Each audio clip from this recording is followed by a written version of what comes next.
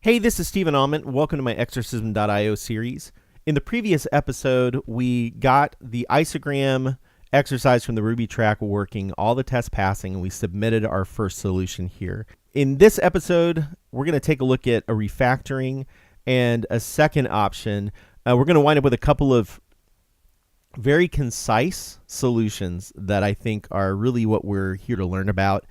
One of the things that I've pointed out before is that if you look at the exercise listing, you can get some information and some hints about what the author of the exercise really wants you to learn. And it's things that you can't find from the README. This description here, this set of instructions, these come from the README, right? So if we back up and look at the listing under the Ruby track,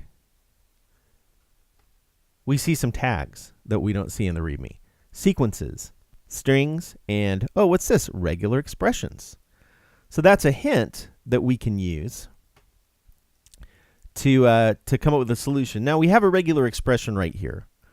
But what that immediately made me wonder is, can we write a regular expression that would either identify an isogram or identify a word or phrase that is not an isogram that would allow us to just negate it? Well, I think we can do the latter. So let me go ahead and delete all this.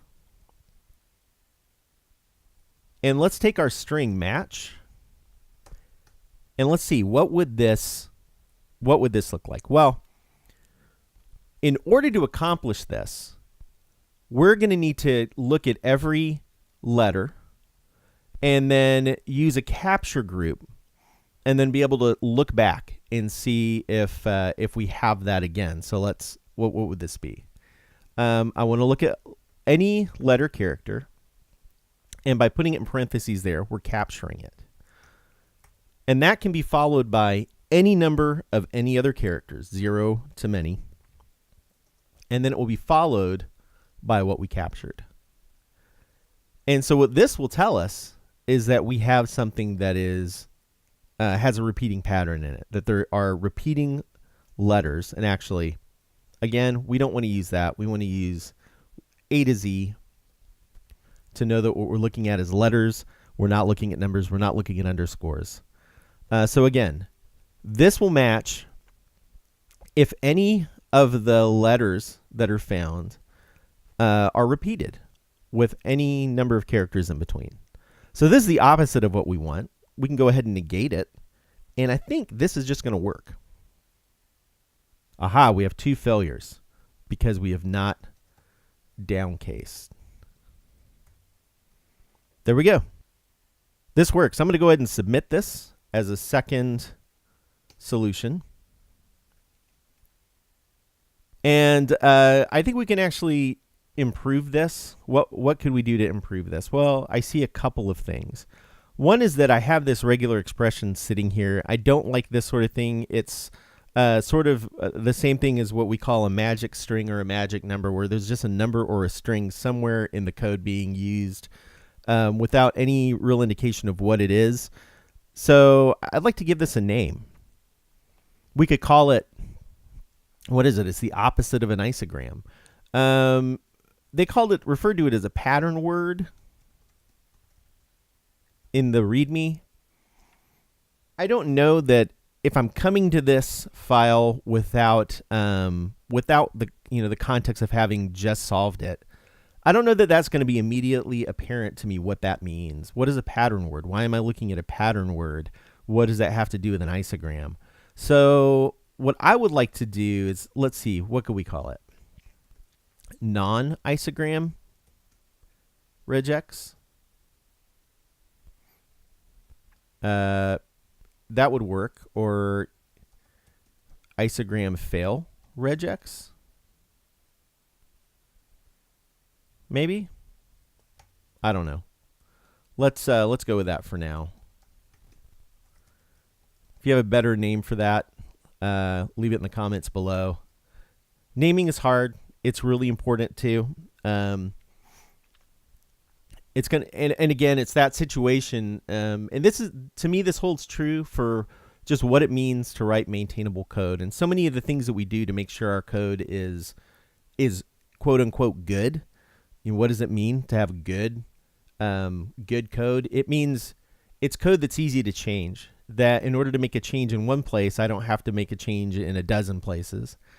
And it means that when I come back in 6 months, when I don't have all the context in my head that I have right now, how long is it going to take me to understand what's happening?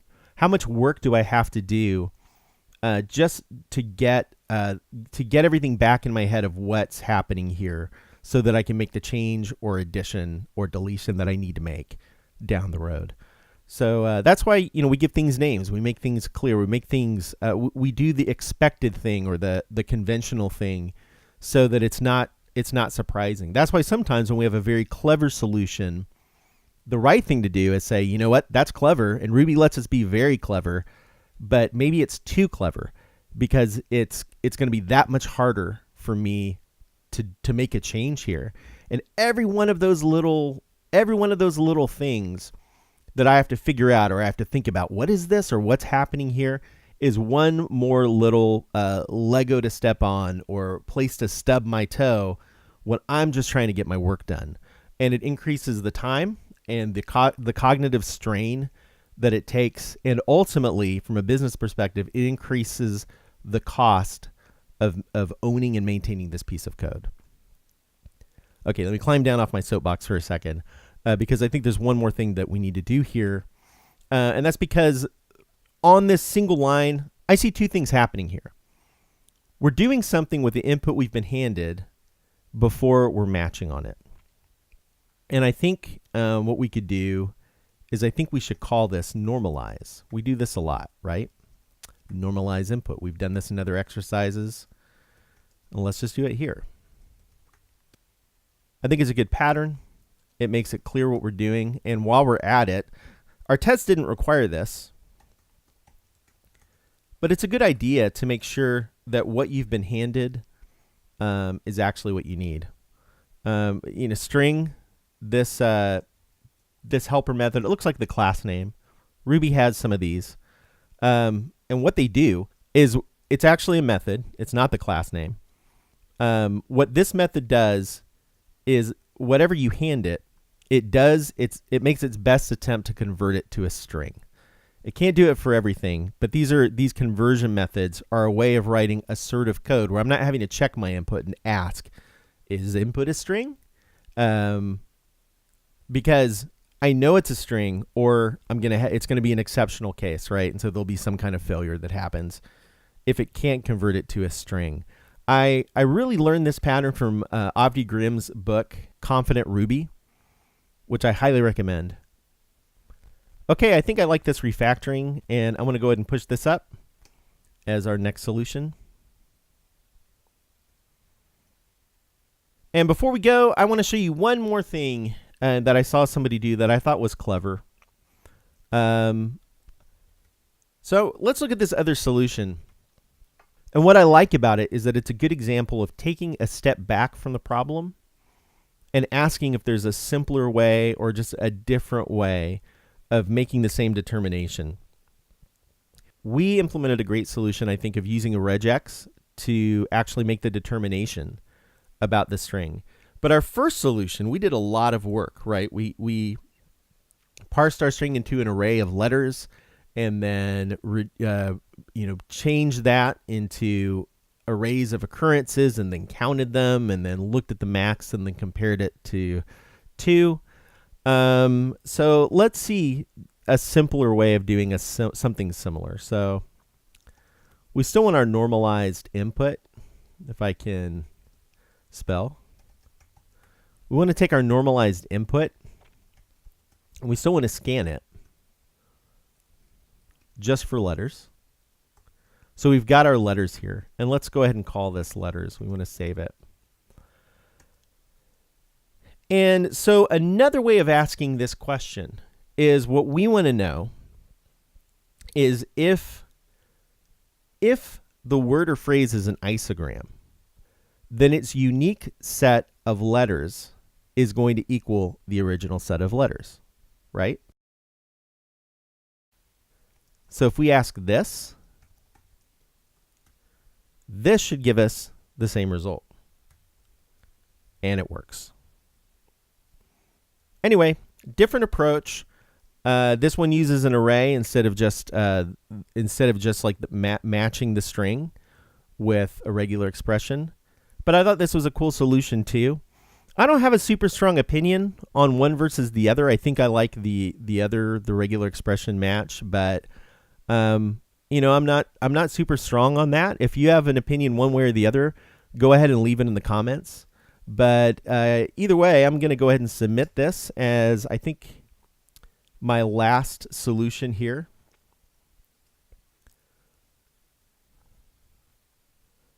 And I'm going to mark this as complete.